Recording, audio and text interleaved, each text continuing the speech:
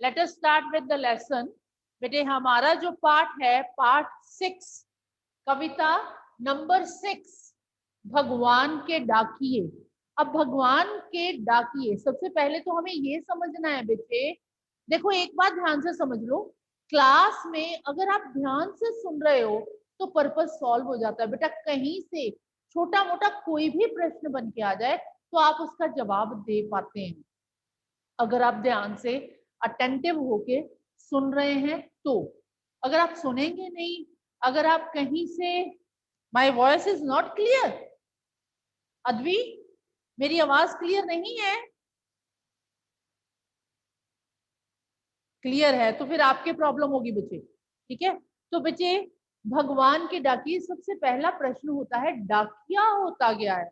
आजकल के इंटरनेट के जमाने में, आजकल के बच्चे डिजिटल जमाने में, जब आप फोन और लैपटॉप से और टैब से बात करते हैं तो डाकिया जो है ना एक बहुत बड़ी समस्या से नजर आती है। डाकिया क्यों होता था, क्या होता था? डाकिया होता था बच्चे जब हमारे पास ये मीडिया विजिबिलिटी नहीं थी, ठीक है, वो हमें संदेशा ला कर देता था। यानी एक जगह से आप अपने नानी माँ की खैर खबर चाहते हैं, आप अपनी दादी की खैर खबर चाहते हैं, तो आपको संदेशा कहाँ से मिलेगा? when you are not having any internet connection, when you are not having digital connections, तो उसके लिए क्या करना होगा? तब क्या होता था बच्चे, हम एक लेटर पैड निकालते थे, उस पे लिखते थे आदरणीय दादी जी नमस्कार, कैसी हैं आप? हो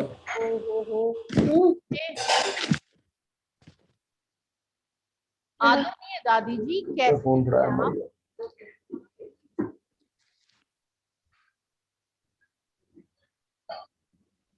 कैसी हैं आप? ठीक है, और आशा है आप सकुशल होंगे, हम भी यहाँ पर सकुशल हैं, हम भी यहाँ पर सकुशल हैं। फिर उनसे हालचाल पूछना, आप कैसी हैं, दादाजी कैसे हैं, घर में सब कैसा है ना, हम अगले महीने आपके पास आने का प्रयत्न करेंगे।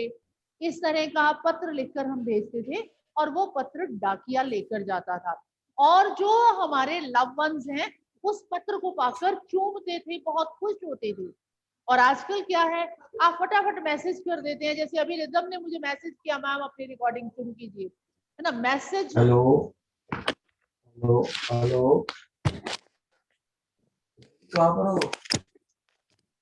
मैसेज देने का और मैसेज लेने का तरीका बहुत ही सिंपल हो चुका है।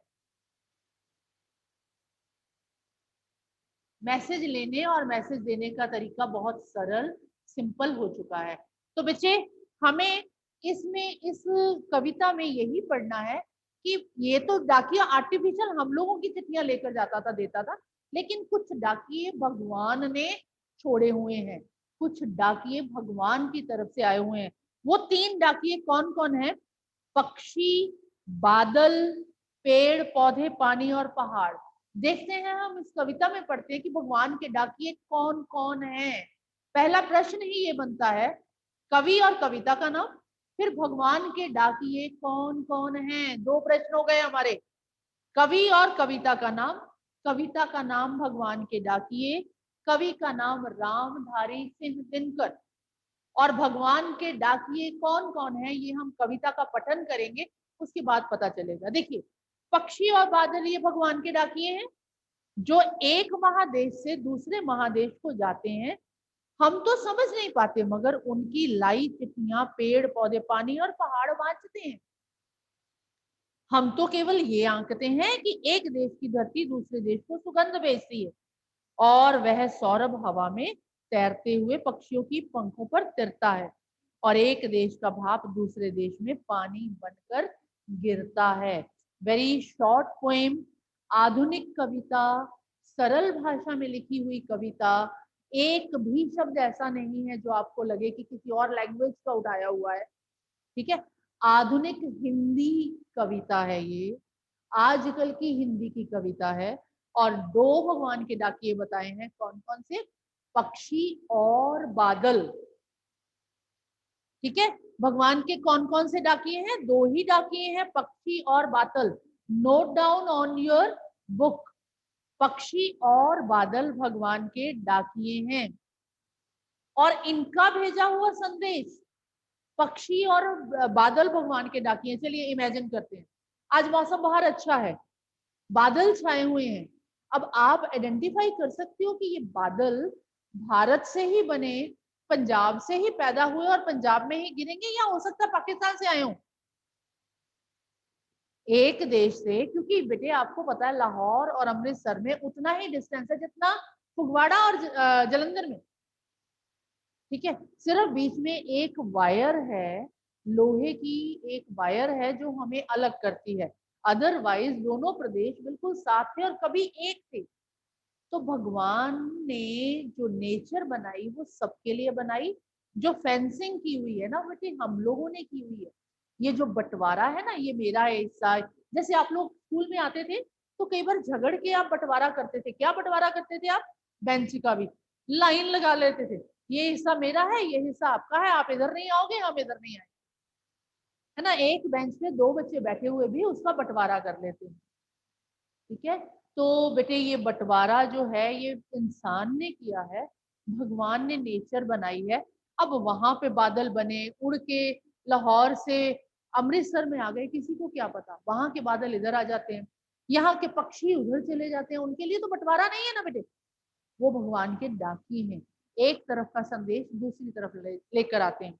और साइंस में आपने पढ़ा कि पोलन्स भी, बीज भी, जो ये पक्षी है ना ये उठा के ले आते हैं, इनके थ्रू भी सेपलिंग होती है, इनके थ्रू भी हमारे बीज जो है एक जगह से दूसरी जगह पहुंचते हैं। ठीक है, तो अब सीधी स्पष्ट कविता पे आइए।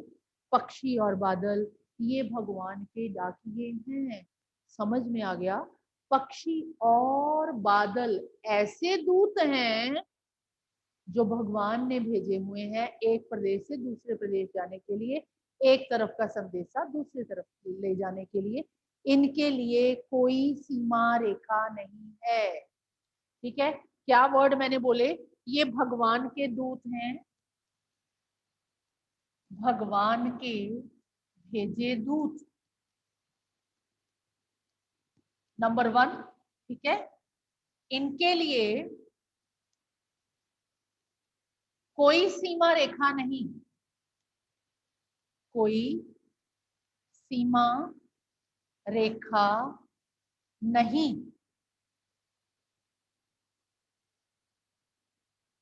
क्लियर बच्चे? इनके लिए कोई सीमा रेखा नहीं है। पक्षी और बादल ये भगवान के डाकिये हैं जो एक महादेश से दूसरे महादेश को जाते हैं। हम सब समझ नहीं पाते मगर इनकी लाई चिट्ठियां पेड़ पौधे पानी और पहाड़ बांचते हैं। बांचते हैं मीन्स पढ़ते हैं, पढ़ पाते हैं। यानी बादल जो संदेशा लेके आते हैं, पक्षी जो संदेशा लेके आते हैं, उन्हें पेड़ पौधे और पहाड़ पढ़ पाते हैं। यानी बादल आए पक्षी आए ये इनके लिए बेनिफिशियल है, पेड़ों के लिए, पौधों के लिए और पहाड़ों के लिए। ओके, क्लियर है? इसके बाद हम तो केवल ये आंकते हैं, हम तो सिर्फ इतना आंकते हैं, मीन्स आंकते हैं मीन्स मूल्यांकन करते हैं। मूल्यांकन मीन्स चेकिंग, मूल्यांकन मीन्स चेकिंग, या इतना हम समझ पाते हैं। ठीक है, हम इतना मूल्यांकन करते हैं कि एक देश की धरती दूसरे देश को सुगंध भेजती है। सुगंध भेजने का कार्य भी एक देश की धरती से दूसरी, यानी अगर वहां कुछ खुशबूदार हो रहा है तो यहाँ आ ही जाएगा, यहाँ कुछ खुशबूदार हो रहा है तो वहां चला ही जाएगा। चलिए खुशबूदार शायद हमें समझ ना आए, सपोज करो किसी एरिया में आग लगी हुई है इस कॉर्नर में, तो उसकी जलने की स्मेल उधर भी जाएगी। ठीक है, तो और यह सौरभ हवा में तैरते हैं। खुशबू के ये जो है ना, ये हवा में लहराते हैं। खुशबू की जो तरंग है वो हवा में लहराती है, पक्षियों की पांखों पर तिरता है। ये जो पानी की बूंदें हैं पक्षियों के पंखों पर गिरती हैं, पंखों पर तिरता है। तिरता है मतलब जैसे ये सपोज एक लीफ है, लीफ के ऊपर ओस की बूंद गिरी हुई है, ये तैरती है, तिरता है इसको कहते हैं। ठीक है, पक्षियों के पंखों पर जो पानी की बूंदें गिरती हैं बादलों की लाई हुई, वो तैरती हैं। और एक देश का भाप दूसरे देश में पानी बनकर गिरता है, यानी एक देश से बादल उठते हैं और दूसरे देश में जाकर बरस जाते हैं। बादलों के लिए ये सीमा रेखा कुछ नहीं है।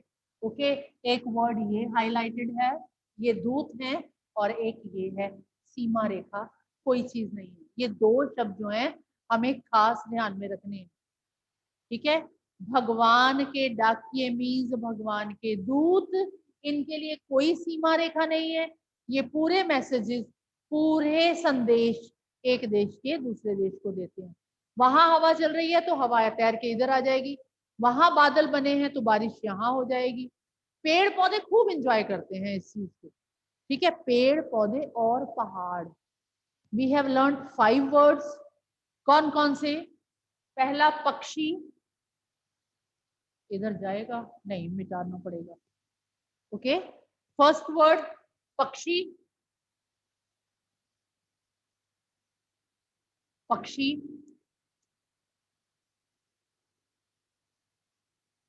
पक्षी और बादल, ये दो शब्द हैं जो भगवान के दूत हैं।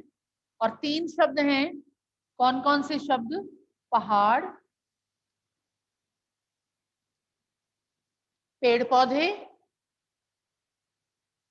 बस पेड़ पौधे तो इकट्ठा वर्ड ही है, 4 वर्ड ही है।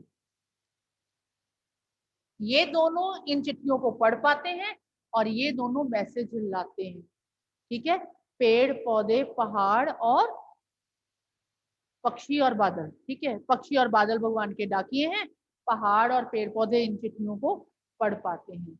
Should we move to the question answers?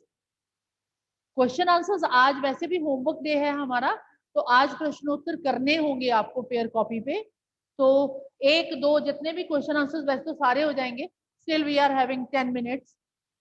कवि ने पक्षी और बादल को भगवान के डाकिये क्यों बताया है? स्पष्ट कीजिए। भगवान के डाकिये क्यों बताया है? स्पष्ट कीजिए। तो यही है 2 लाइनें, देखिए, ये भगवान के बेटे दूत हैं, इनके लिए कोई सीमा रेखा नहीं होती। These 2 lines are the answers. ठीक है, क्लियर बच्चे? यही 2 पंक्तियां आंसर हैं कि भगवान के डाकिये क्यों बताया है, स्पष्ट कीजिए।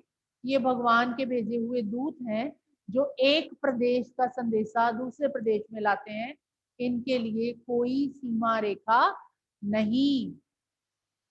Okay, next question. पक्षी और बादल द्वारा लाई गई चिट्ठियों को कौन कौन पढ़ पाते हैं? सोचकर बताइए। केवल पहाड़ और पेड़ पौधे। ठीक है, पक्षी और बादल द्वारा लाई गई चिट्ठियों को पहाड़ और पेड़ पौधे पढ़ पाते हैं। क्यों? क्यों अगर हो, यहाँ पे नहीं है क्यों, आपको क्यों का आंसर नहीं लिखना, लेकिन अगर क्यों हो तो यही है आंसर। ठीक है, यही 2 जो मैंने कीवर्ड्स दे दिए आपको, यही आंसर है।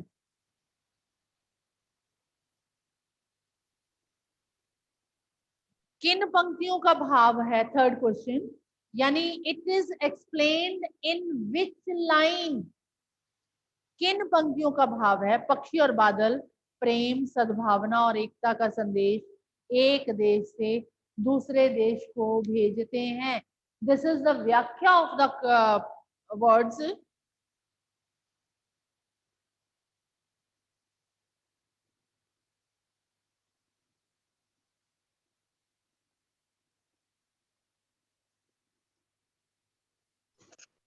जो एक महादेश से दूसरे महादेश को जाते हैं, हम तो समझ नहीं पाते, मगर इनकी लाई चिट्ठियां पेड़ पौधे पानी और पहाड़ बांटते हैं।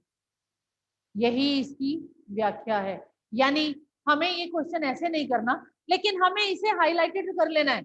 ये क्वेश्चन का आंसर बन सकता है, पक्षी और बादल एक देश से दूसरे देश क्या संदेश भेजते हैं? लिख लो क्वेश्चन। पक्षी और बादल एक देश से दूसरे देश क्या संदेश भेजते हैं? Are you writing this question? पक्षी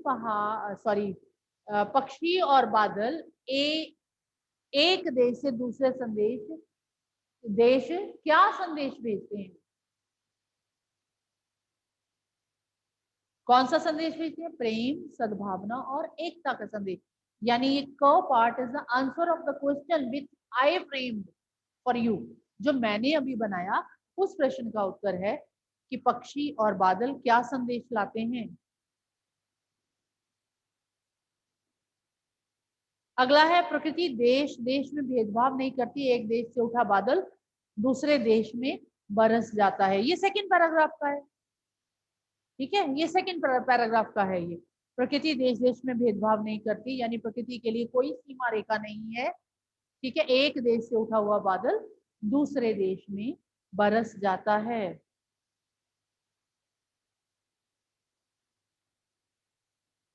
अच्छा, जो मैंने क्वेश्चन बनाया था वो अगला क्वेश्चन आ गया बेटा।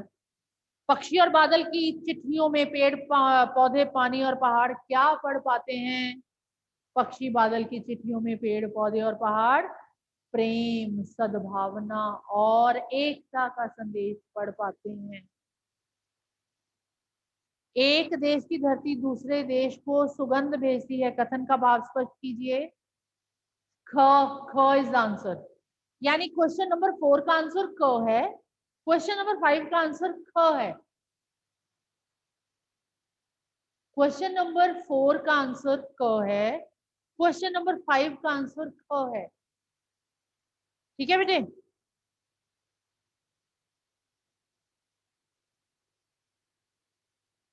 बस question answers we have done.